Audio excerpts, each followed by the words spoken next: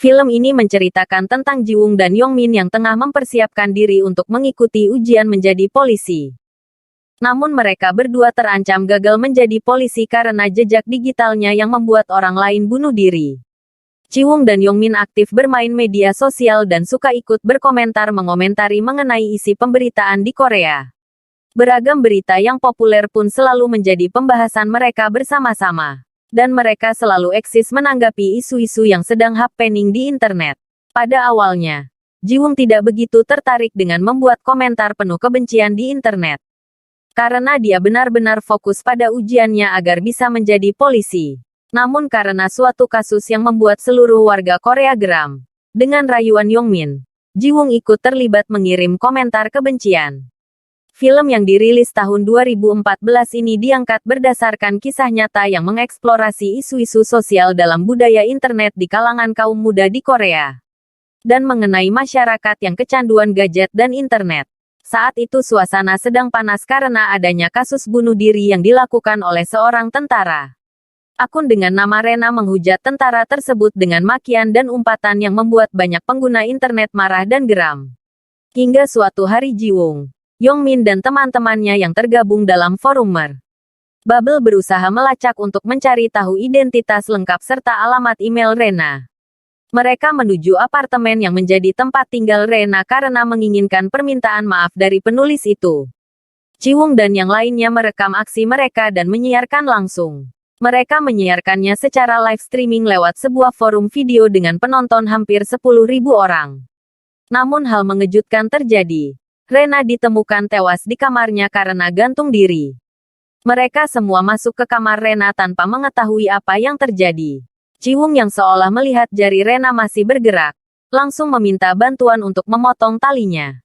Namun ternyata, Rena sudah tidak bernyawa. Tanpa mereka sadari, semua kejadian tersebut masih terekam dan disiarkan secara live streaming. Kasus ini langsung meledak dan jadi trending topik di internet. Semua orang yang terlibat di kejadian itu pun jadi sasaran kemarahan netizen, termasuk Ji-woong dan Yong-min.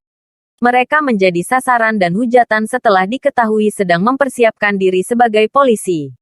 Pengguna internet merasa Ji-woong dan Yong-min tidak pantas menjadi polisi. Polisi hanya menganggap kematian Rena adalah bunuh diri dan menutup kasusnya. Tapi Yong-min mencurigai kematian Rena karena melihat beberapa kejanggalan. Di antaranya pintu yang terbuka dan mesin cuci yang masih berputar. Menurut asumsi Yong-min, seseorang yang hendak bunuh diri tidak akan repot mencuci baju terlebih dulu. Karena tidak tahan dengan hujatan dan makian dari berbagai pihak, Ji-woong menyetujui usulan Yong-min untuk mencari pembunuh Rena. Apalagi masa depannya sebagai calon polisi akan terancam. Dengan menemukan pembunuh Rena, mereka yakin nama mereka akan dibersihkan dan akan diangkat menjadi polisi tanpa harus mengikuti ujian. Saat sedang menyelidiki kematian Rena, Ji-woong, Yong-min dan teman-teman yang tergabung dalam Mr. Bubble menemukan fakta baru. Di tempat kejadian, terlihat seseorang yang pernah melakukan pemerkosaan dan bahkan hadir di pemakaman Rena. Lagi-lagi mereka menggunakan internet untuk membuat yang diduga sebagai pelaku agar mengakui kejahatannya. Namun yang membuktikan dirinya tidak bersalah.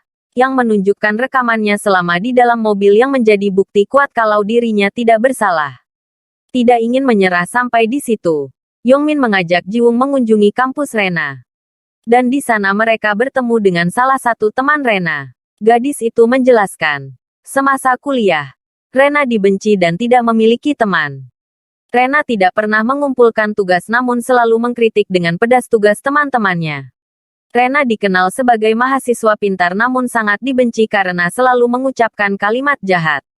Dan pada suatu malam, Yang meminta Ji-woong untuk bertemu. Yang menjelaskan bahwa pelaku pembunuhan biasanya akan berpura-pura mencari perlakunya. Yang menyebut gerak-gerik aneh yang dilakukan Yong-min.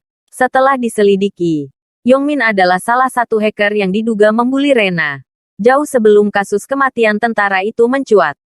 Mereka menduga Yong-min memiliki dendam pribadi. Dan kecurigaan mereka semakin menguat setelah melihat bukti rekaman live streaming beberapa hari lalu. Yong-min terlihat pergi ke toilet selama 15 menit sebelum mereka mencoba masuk ke apartemen Rena. Ji-woong yang mendengar hal tersebut langsung mencari keberadaan Yong-min. Jiwung marah kenapa Yongmin menyeret dirinya ke dalam masalah. Padahal Yongmin tahu Jiwung sangat ingin lulus ujian kepolisian dan membahagiakan ibunya. Yongmin mengakui kalau dirinya pernah membuli Rena di media sosial beberapa tahun lalu. Semua Yongmin lakukan karena komentar jahat Rena menghancurkan hidup Yongmin. Yongmin sampai harus pindah kampus dan berganti nama. Tapi Yongmin bersumpah bukan yang membunuh Rena. Berita tentang Yongmin sebagai pelaku pembunuhan Rena langsung tersebar. Semua hujatan langsung tertuju pada dirinya. Yongmin masih berusaha membuktikan dirinya tidak bersalah dengan mencari pembunuh Rena. Tapi salah seorang dokter komputer yang ia temui menjelaskan kalau Rena benar-benar bunuh diri. Dokter komputer tersebut menghack akun Rena dan melihat video sebelum kematiannya. Yongmin putus asa. Semua orang menghujatnya namun ia tidak bisa membuktikan dirinya tidak bersalah. Pada akhirnya ia memutuskan bunuh diri. Orang-orang yang memergoki aksinya justru menertawakannya dan menyiarkannya secara live. Beruntung Jiwung datang tepat waktu. Menenangkan Yongmin yang tampak depresi karena hujatan dan kecaman semua pihak.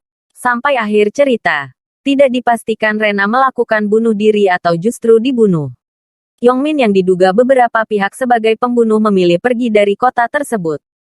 Dan Jiwung melanjutkan sekolahnya. Dari film ini kita bisa mengambil pelajaran.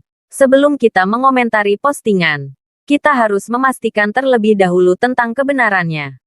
Karena komentar kebencian, hujatan bahkan makian merupakan cyberbullying yang dapat menyakiti orang lain dan yang terparah menyebabkan orang lain bunuh diri.